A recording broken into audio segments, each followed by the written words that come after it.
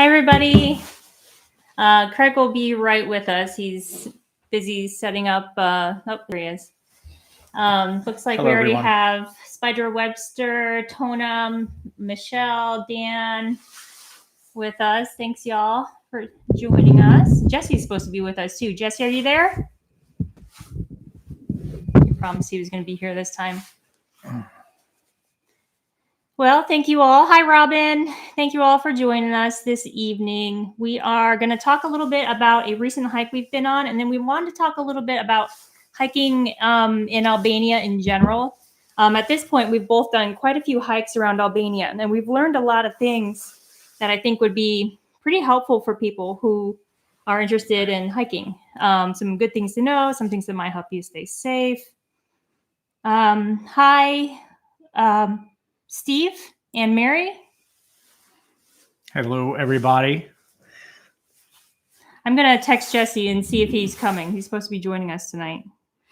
Yeah, so as Andrea said, we're both pretty avid outdoors people, and we're going to talk a little bit tonight about hiking here in Albania, and maybe like some other like outdoor sports as well. Some of the things that people like to do here. If you're curious about like what kind of things you can do here in terms of like paddle boarding, kayaking, all sorts of things like that some people tend to be curious about whether what the availability is and so forth. I've had some questions on my Facebook page and from some of the other resources where people have asked me about that. So we'll cover some of those things. Is Jesse on there? Not yet. So yesterday Jesse, Craig, and I went for a hike up to Eate, which is that big mountain that's pretty much always in the background of our videos. This is my third time on that mountain. The first time I went alone. There's a couple different trails that go up it, and the first time I went alone, I wasn't able to make the summit. The second time Craig and I went, we made a video, and it was really beautiful. But I wanted to get Jesse up there before the end of the season because he had never been up there. So we went up yesterday, and we didn't make the summit, but we at least got to the point where we could see both lakes. For those of you who don't know, on the other side of that big mountain, there's another beautiful lake. So when you go up to the top of the mountain, you can actually see both lakes, and it's a really beautiful view. And the lakes actually connect underneath the mountain. Hey, yeah, Forrest. Lake Orchid is actually fed by Lake Prespa. Prespa is split between, I think, Greece and Albania, but maybe a little bit North Macedonia North Macedonia as well. Yeah. And then the three countries come together in the lake. Yeah, and that lake actually feeds our lake, which is Lake Ohrid. So all that water goes underneath the mountain and then is spring fed into our lake. Some pretty interesting hydrology. And then our lake, Lake Ohrid, is split between North Macedonia and Albania. Christopher says, for hiking and camping supplies, do they have stores like REI there? Unfortunately, no. No, you can find some sporting goods stores in the capital for certain things like that. Nothing on the scale of REI, but yeah, I mean, if you need like a backpack or like we were talking earlier about like paddle boards and things like that, you can find that stuff there, hiking boots and all that, but nothing like that in our little town. No, and there are some specialty items that we've had to have imported through that website you buy. So, for example, bear spray. I wasn't able to find that anywhere in the country, but I was able to have it imported through you buy. It looks like Jesse is here. He's Forrest of Gaia. Hi, Jesse. Hi, Jesse. Thanks for joining us. We're bad mouthing him for not being on. I know, and he's on here listening to the whole thing. On his secret account, Forrest Gaia. It's a little chilly in here today if you're wondering why we're all bundled up. I'm actually kind of shivering right now, but Craig just started the fire, so hopefully it'll warm up here in a little while. But Jesse, if you want to chime in at any point to share your experience about our hike yesterday, you're more than welcome to. So Jesse, some of you might know Jesse has narrated a couple videos here lately. He did one of a museum over in Ohrid, and he did one where he and his friend rode go-karts. And from those videos, we had several requests for Jesse to do more narrating. So yesterday when we hiked up to hiked up Mali Eate, we had Jesse take the GoPro and just narrate. And I actually haven't even seen the footage yet, Jesse. So we haven't actually listened to it yet. But so my next video that's going to be coming out will be that hike, but it'll be Jesse that's narrating and talking through most of it. And we're not, Craig and I didn't make many of the shots because Jesse was so far ahead of us. I think we were just kind of in the background of most of it. Dan says the go-karts were fun to watch. Yeah. And it's funny because I've seen that go-kart trail many times, or track many times, and I just thought it was closed. I've never seen anybody there before. But Jesse and his friend were walking by it, and I think Jesse assumed the same thing, that it was just closed. But his friend Gilly was like, let's go check it out. And they did, and sure enough, it was open. So all this time, this summer, we could have been go-karting. And apparently, so our friend Gina told us about another one. So there's actually two of them near here. Yeah, 2 go-kart tracks in Pogodets. Who would have thought? Yeah, no kidding. Also, before we continue on, we're trying a different audio setup. So we're using my studio microphone tonight. So if we could just get like a sound check and see if we sound good, or if we're cutting out at all, or if the sound is too low. Really appreciate feedback on that. Hi from Long Island. Love your content. Thanks for being here, Allison. Where at in Long Island? I used to live in Port Washington, so I'm always interested in knowing. Hi, Piper John. Glad you're here.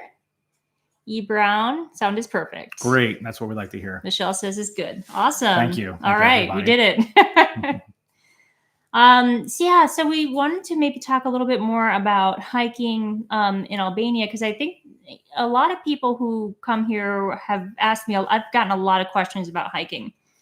And I've learned a lot of things that could probably help we've learned a lot of things that could help people to stay safe on these trails, because they're just not mapped the same way you might expect if you've gone hiking on trails in the US. In the US, it's very easy to find trails that are marked really well or mapped out on different apps. Like I use All Trails, I use Wikiloc.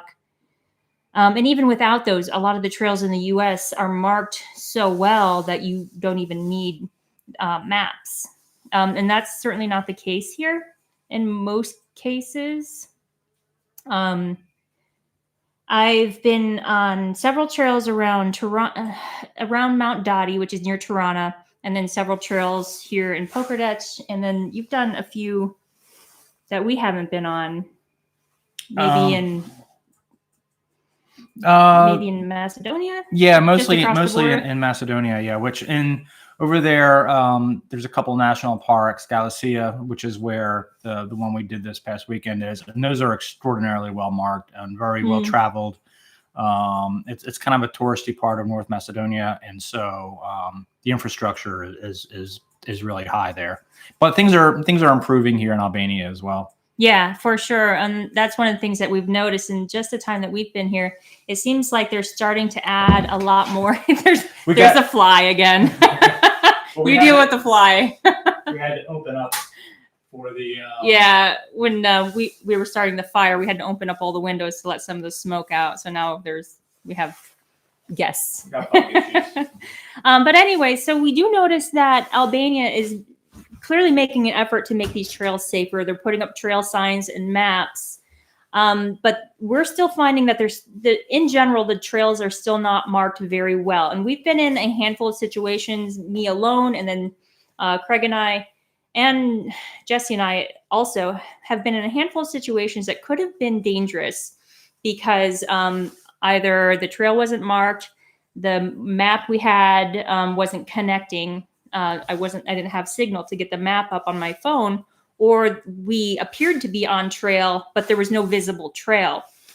There's also times where you feel like you're on the right trail, but then it splits off because there are so many, the mountaineers, the people that just live in the mountains, make their own trails and they're not marked on the map. So it can get really confusing at times. And so one of the things that I would like to point out is that if there's a trail that's marked on a map, like Wikiloc or all trails, look at the date that the last person did it. And if it was several years ago, there's a really good chance that part of that trail has either had a landslide over it or that it just doesn't exist anymore. That's something we have continued to run into. Craig and I did one trail that seemed to be marked perfectly. We stayed on the trail, but towards the end of the trail, it just didn't exist anymore, even though the map clearly said we were on it. And we were climbing through forest. I mean, just bushwhacking our way through the forest. Could be on our end. Hold on. Let me make sure I'm on the right. Wi-Fi. Is that the right one? Yeah, that should be it. All right. All right. Are we still there, guys? We're back. I think we're back. Okay. So we were just talking, it's starting to warm up in here a little bit. We were just talking about why we feel safe on the trail. And typically, we never encounter any kind of wild animals. We've heard that there are bears here. We've never seen them. No. The only threat that we've ever had while hiking is stray dogs or shepherd dogs. Yeah, it's almost always the shepherd. Like I have experienced stray dogs on the trail, and they've never ever been a problem. It's usually when they're protecting a flock. It's almost always shepherd's dogs, and the shepherd will come running and yelling at the dogs. I've even had one shepherd throwing rocks at his own dogs because they were like barking at us. Yeah, but they've never. I mean, they approach from a distance and bark at you. It's never been anything more than that. But it is something that gives you a little bit of pause and makes you think like, oh, I'm glad the two of us are together and we've got bear spray. And just in case you need it, we've never, ever had to use it. And again, we do see stray dogs and they usually are more afraid or they just kind of look at you and don't bother you. But when there's dogs protecting a flock of sheep, they can be at least give the appearance of aggression. Yeah. So there was one time, and it's in one of our videos, where I was trying to get up close to some sheep and take a video, and the dog just started coming at me barking. So I ran, but once I ran away from the sheep, it stopped. So like you said, we've never had them actually attack us, but if you get too close to their sheep, they get pretty aggressive. Yeah. And there has been a number of times where I was with Jesse and, we're hiking through the mountains and you might be coming around a bend or coming up over a hill and you don't realize there's a flock of sheep right there. So you kind of sneak up on the dogs and the sheep. And that's when they've gotten kind of aggressive. Especially when you catch them by surprise, they really don't like that. Yeah. So that's just one of the caveats of hiking here, something you have to consider. But having said that, there are marked trails and a lot of people go hiking here. And I have never heard of anyone being attacked or anything like that. Yeah. I've seen lots of YouTube videos as well of people hiking here and no one has ever had a problem. So I think it's mostly just a show of force. They're just dogs are trying to let you know, like, hey, stay away from my sheep. these are our sheep and we don't want you anywhere near us. And if you back off, they back off as well, and it hasn't been a problem. The only time it's really an issue is when like you're trying to get from point A to point B and they're somewhere in between. And it's like you gotta like happen that one time. You have to wait for them to pass by before you can continue on your hike. But so we were hiking through a ravine just out back of the village, and I'm cold again. And we were coming through this ravine, so there weren't a lot of options. We couldn't really go around because there's mountains that you could go up, and then we just had this little path. And there was a flock with like 3 dogs right in our path. And we're like, oh, great. Yeah. So we approached very, very slowly and you went ahead a little bit and we were able to work our way through really slowly. And I think that's the main thing is not to panic, not to act aggressively. Typically we stop when we see a dog and we slowly back away and it hasn't been a problem. So yeah, but we do carry bear spray just in case. I mean, I'm afraid of maybe accidentally sneaking up on one a little too close and, it potentially attacking, but it's certainly never happened. And I've never heard about it happening. Yeah. You don't want to surprise April, them. glad to see you. Surprising them is the wrong thing to do. So it kind of helps. Like if you, and you'll often hear the sheep or goats, cause they'll be wearing bells sometimes, like cowbell sort of things. And, you just, make a lot of noise and make sure that, they know you're there and, just be very, very vigilant and keep your eye on them. and and keep your distance. And if they start getting aggressive, just back off a little bit, and then they usually leave you alone. I have had instances where I've come across a situation and the dogs will be barking at me and I'll back off and they'll kind of come with me to an extent, but then they realize they're getting far away from the sheep and then they run back, and it's like, okay, so, and just give it a few minutes, check messages on my phone, and then usually the flock has moved on and Mm-hmm. you can just go about your business. Yeah. And the shepherds are usually pretty good about yelling at the dogs and getting them to leave you alone. Yeah. As well. Now, there was one flock we came up on when we were coming off of Guri Camias, and they had 3 big dogs. Oh, yeah. And these 3 big dogs just came up to us and wanted to cuddle. We're like, wow, these are the worst guard dogs ever, but they were very sweet. They went to a different academy, I guess, and they were like completely the opposite of aggressive. We got kind of nervous because the 3 of us started approaching, and then they started like giving us that, hey guys, look, and kind of walked up, and then the biggest problem was them kind of slobbering on us. As they tried to get us to pet them. So. Like, I'm pretty sure we could just walk away with these sheep right now, and these dogs would not care at all. Yeah, they wouldn't have cared at all. Very, very bad guard dogs. So. Yeah, but very good cuddlers. I'm gonna put my jacket back on. Getting chilly again. A little chilly. Yeah, so we got here kind of late and trying to get the wood stove going and things like that. So we had the whole house opened up because it was a little bit smoky, and started getting time compression up against the live stream. So trying to get things running here and get the house warmed up, and so we might be transitioning. I might need to go feed the fire again. Yeah, no worries. So. It's a little chilly in here, but it's all right. Had the bugs in here that we had to get rid of. So this is all part of the fun of living out here in the sticks and having a wood stove. Yeah. Yeah. Hey, Patrick. Thanks guys for showing up. Hey, Tona. Let's see, Piper John. When I was in middle school, there was a shortcut through an alley that made the walk to school considerably shorter if you could get past the dog halfway down the alley, depending on his mood, though. Yeah, it certainly can. And we're getting more and more familiar with, how to approach these dogs and how to handle them here. It still makes me nervous, though, because, again, you never know what mood they're going to be in. And if it's not hard to just sneak up on them accidentally.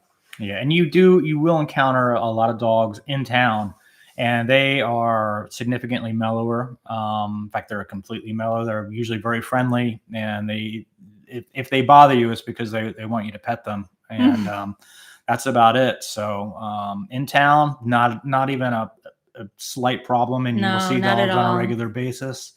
But when you're out in the woods, you just have to be a little bit more vigilant. However, having said that, I have talked to some people who were in Saranda, I think, and they had some dogs that were a little aggressive towards them. They didn't get attacked or anything, but it was kind of the same situation where they were barking at them and showing some aggression. So no matter where you are, and even in the U.S. too, you have dogs in the U.S. that can be dangerous. Just stay on your toes and make sure you don't get too close, and if a dog's acting aggressively, just give it its space, and usually it won't be a problem. So, yeah. My dad says we should carry pork chops. Yeah.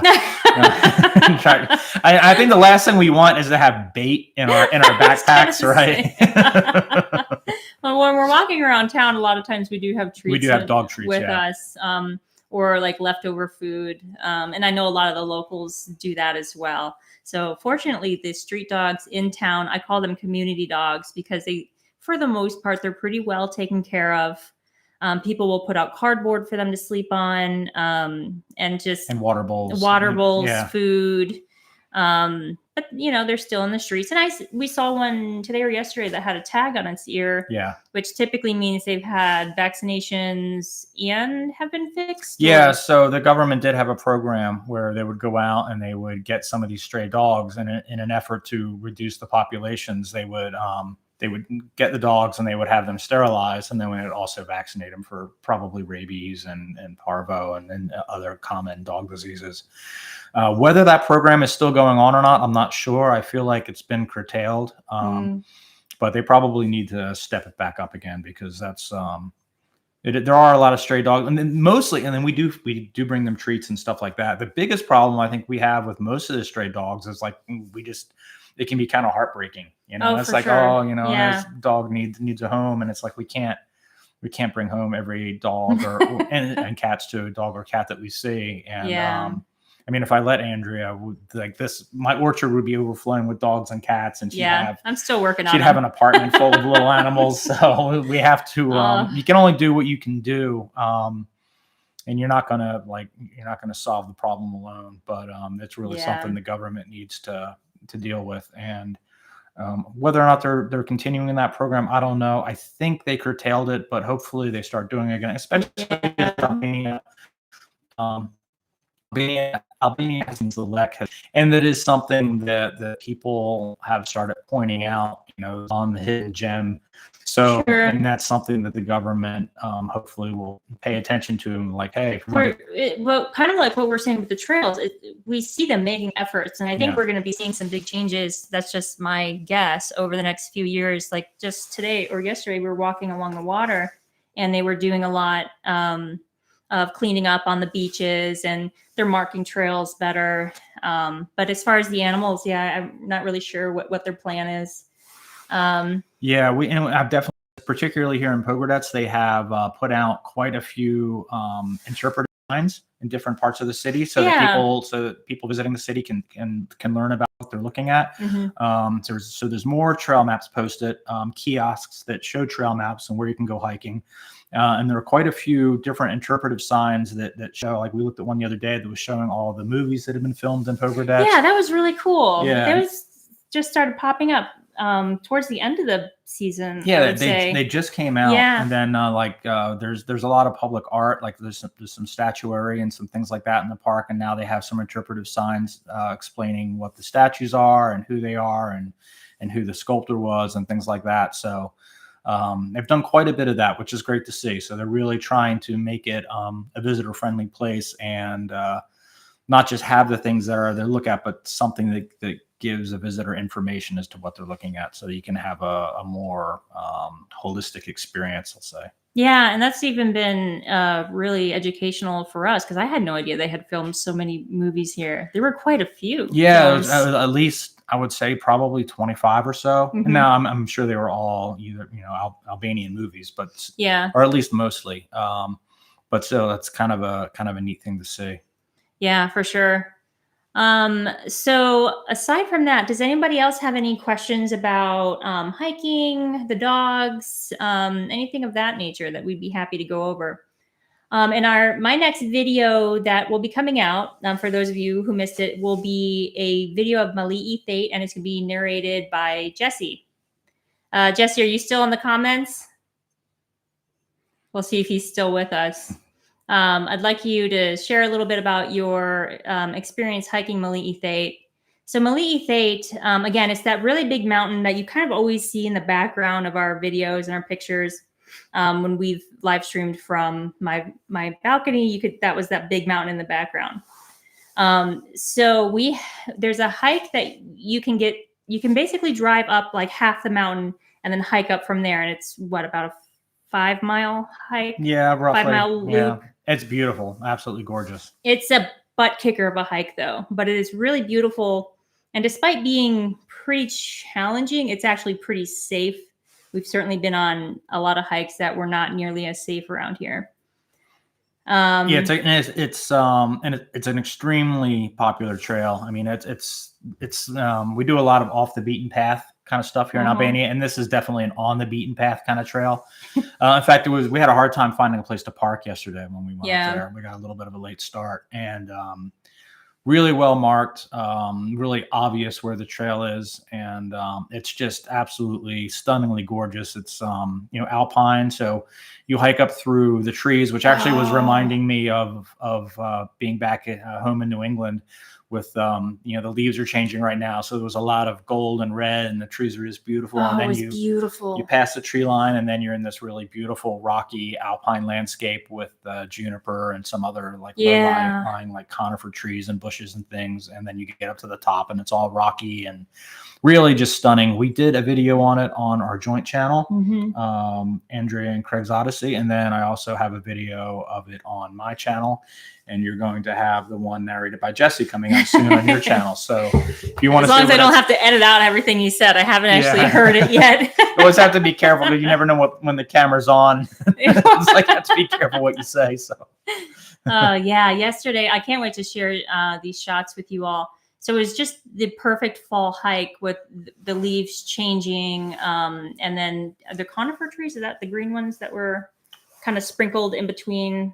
Yeah. Yeah. Oh my gosh, It was just gorgeous. It was absolutely stunning.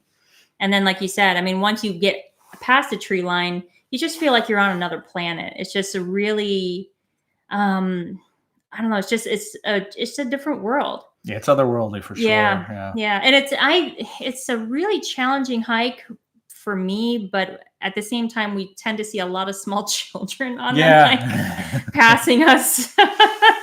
So maybe when I say it's really challenging, maybe that children do not think it's challenging. Dan says above the tree line is Rocky with a question mark. That's funny that you should ask that because actually on the trail there is a hut and they do serve Rocky and beer.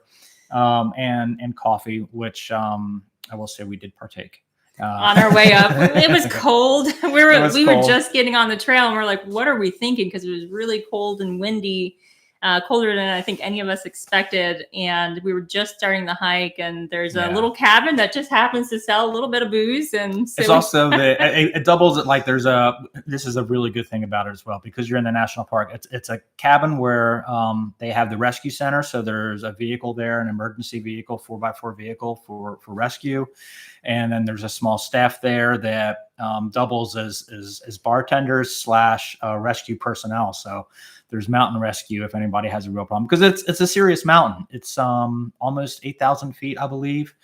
It's it's one of these mountains that gets snow capped, and it's serious. It's not it's not a low lying East Coast mountain. It's like you get up there and the weather is completely different from what it is at the base of the mountain. Yeah, and you really have to be substantially colder. It could be windy and raining up there and sunny down on the ground. So it's completely different weather. I missed a few comments. Safety is overrated, says Mike. Safety first when it comes to being outdoors, for sure. Coming from New England, in New Hampshire, every winter a couple of people die because somebody takes a wrong turn and the weather gets bad, and or they came unprepared. Or, they wear jeans and sneakers to go on a hike and then get a little bit lost, and next thing you know, it's nighttime and the temperatures drop by 30 degrees and they literally freeze to death. And this happens as a regular occurrence. Jesse and I had a similar situation once, and where we got stuck and the temperature was dropping unexpectedly, and it was legitimately dangerous. Fortunately, we are still here and alive and well, but it can turn dangerous really quick. Yeah, there was actually a question. I'm sorry. There was actually a question about being caught out in the weather, cold and rain and things like that. And yeah, absolutely. I grew up, spent a lot of my adolescence and young adulthood backpacking. And so I would be hiking for sometimes weeks at a time. I think the longest I was out was 2 weeks straight. And you're guaranteed to run into bad weather. And it's like anything else when you're doing anything mildly dangerous. Being prepared is the most important thing. So you make sure you have good rain gear. You make sure you have like dry bags or even like just trash bags where you can keep your clothes and stuff inside your backpack dry in case you do run into a bad rainstorm, and have some kind of form of shelter, have a plan, have a map.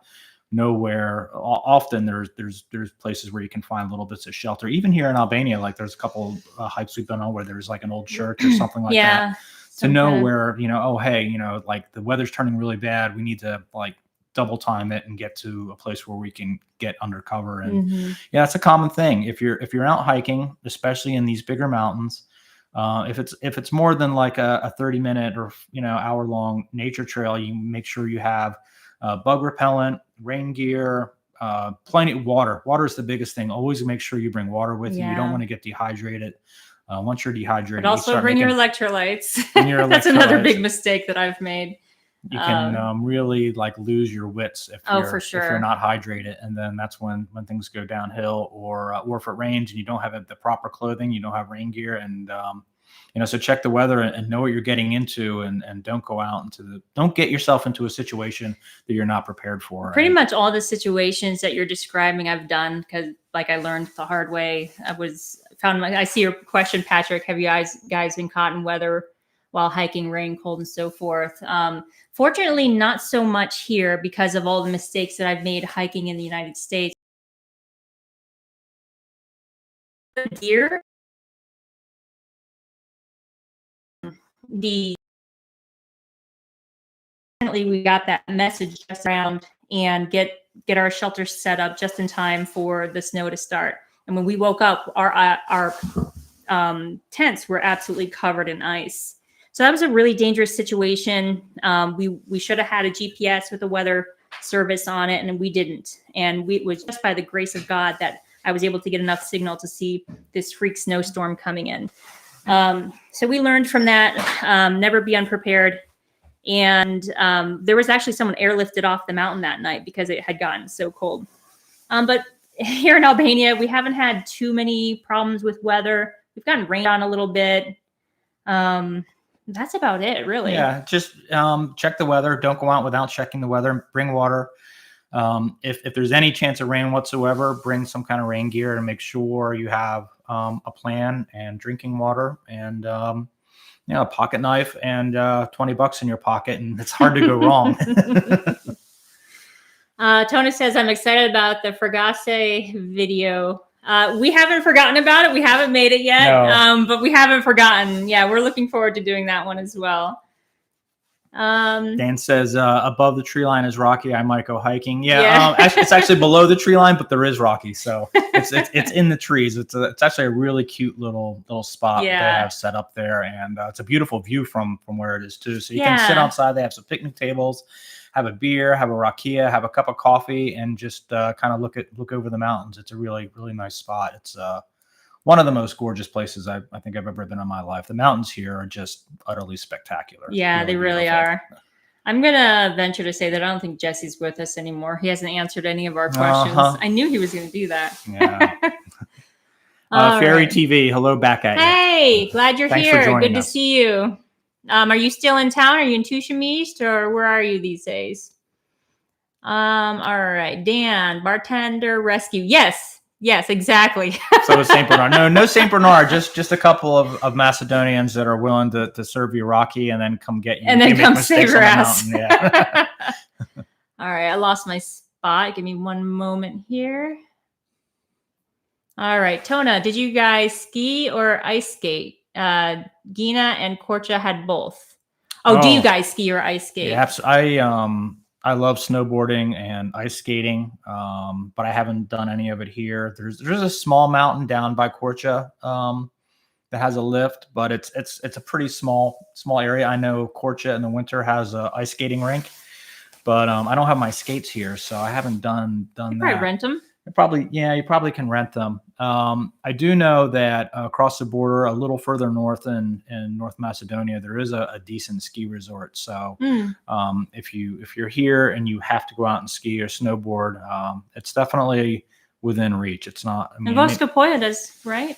Voskopoja talks about skiing, but we don't know if it's cross country or down. There's no lift or like resort there, so I don't know how that works. I'd have to get more information on it. It might even be one of those things where it's kind of like where they'll bring you up with the snow machine or something. Yeah, the snowmobile. Right. Just kind of drag you up and bring. Yeah, Voskopoja is one of our favorite places, and we'll have to do a winter visit there this year. Yeah, that'll be gorgeous.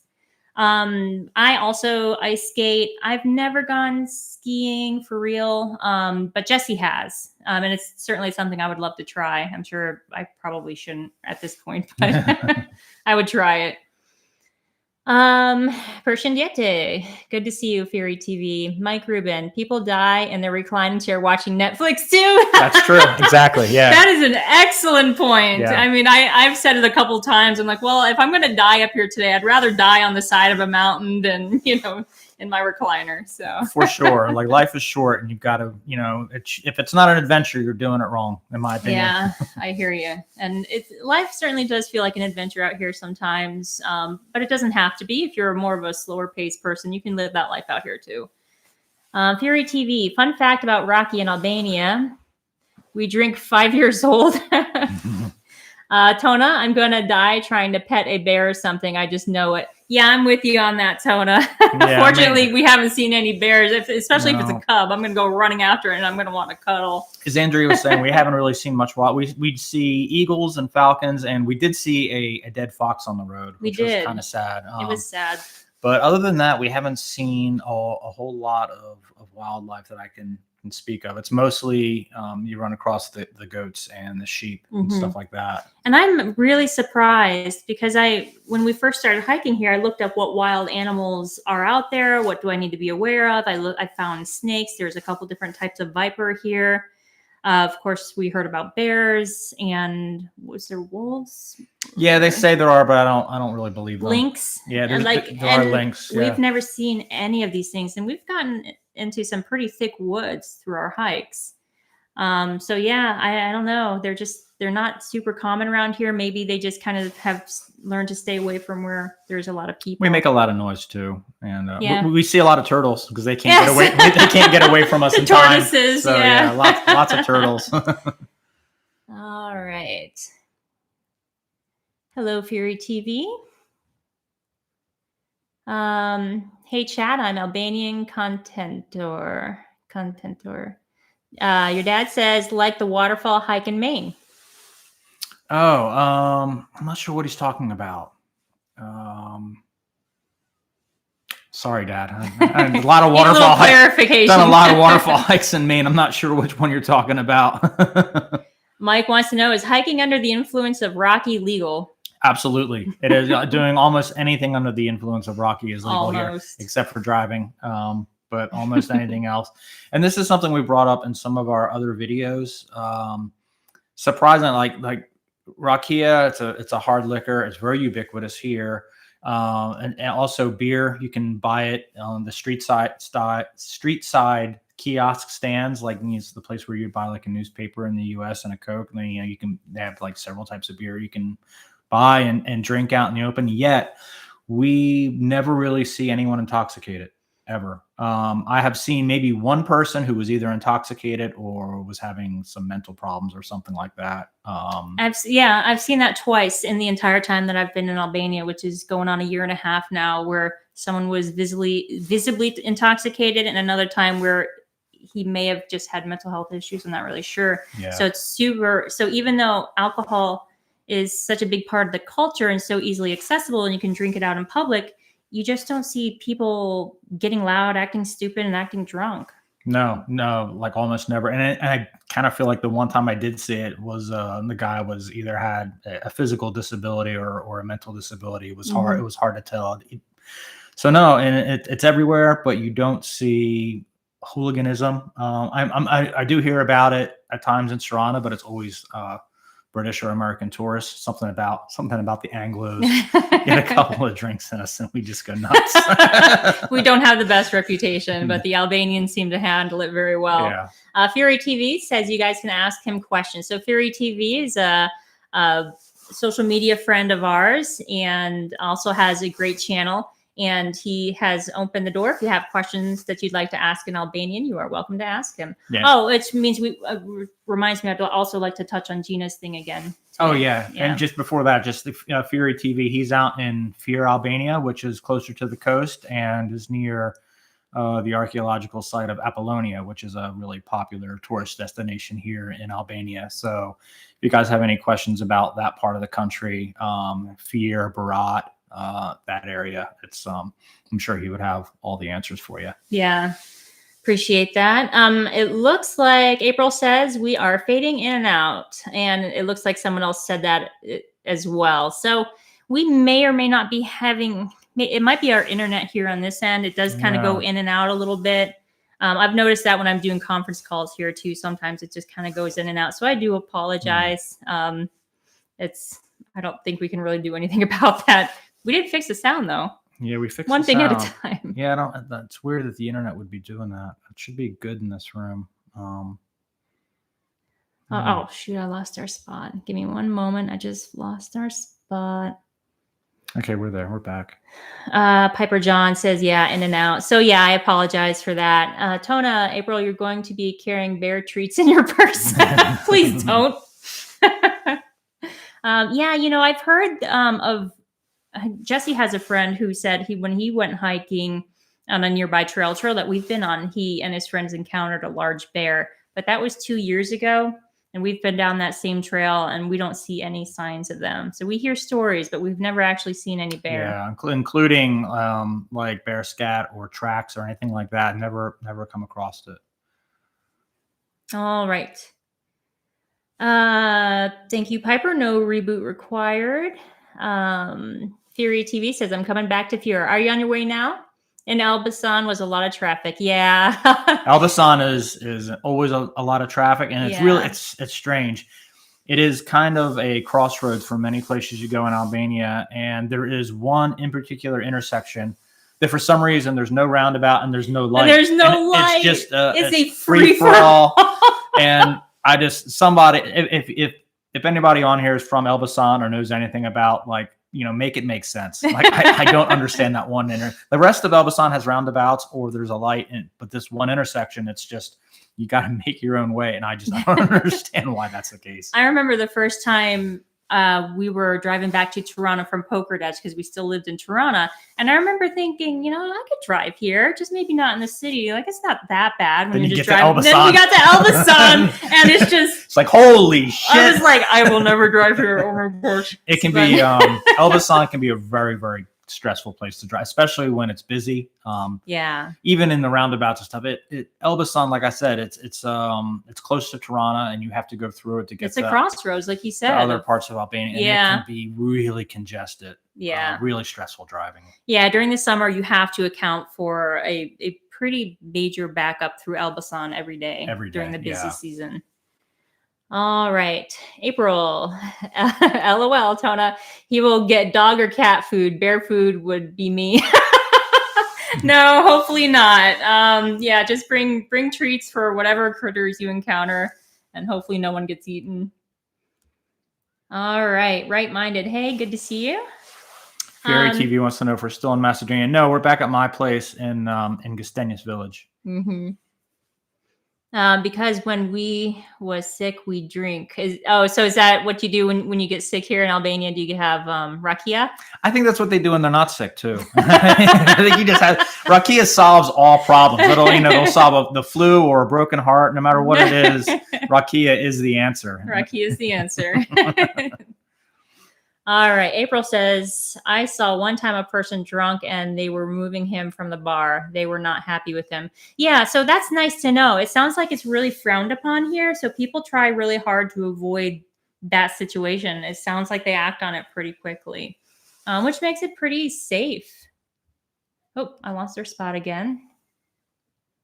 Big thank you for you doing handling the comments section over there. No problem. On your laptop. I'm a pro now. Piper John says, because they drink to be social, not to get drunk. Yeah. It is very much a social thing. And you can see people drinking all day and still not acting drunk. And I find that impressive. I can drink one beer and be drunk. Steve says, I've been in Albania since June of this year and have not seen one person visibly drunk and staggering. Yeah.